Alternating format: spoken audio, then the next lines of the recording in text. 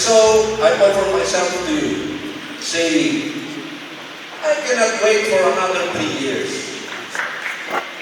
Thank you for giving me the opportunity of serving you as city councilor. You have elected me 5 times, and now I am serving on my 15th year. Itong naging pahayag ni Engineer Isabelo Popo Cusalan Jr. sa pagsisimula ng Baguio Leaders Forum noong Lunes, April 21. Sa loob ng 15 taon sa Konseho ng Baguio, bitbit niya mga karanasan at naipasang ordinansa sa balak nitong pag-upo naman sa Kongreso. Pero bago pa man maisakatuparan yan, hinarap at sinagot itong malalaking problema at isyu na kinaharap ng Baguio City. Isa sa kanyang binigyang punto, ang revised city charter. To look into the roots of the problems we have right now, as we are a highly urbanized city. Let us review the old-time city charter, which was written way back in 1909.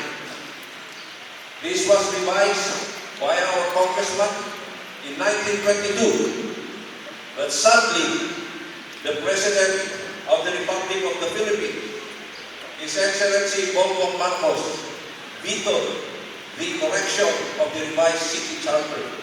Hence, we now have a city charter which is considered as erroneous or defective, needing revision. We need to rewrite it, and we give importance to that.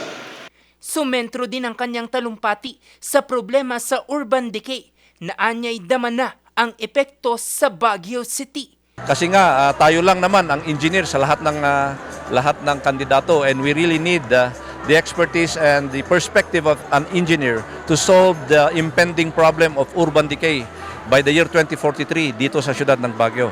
And with the many urban problems and challenges, ang isang talagang solution dyan is the application of the BLISDA or the BLIST concept of development.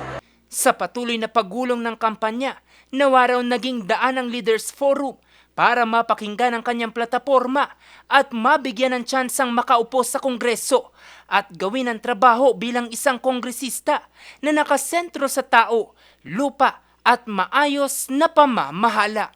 Jose Robert Inventor, RNG News.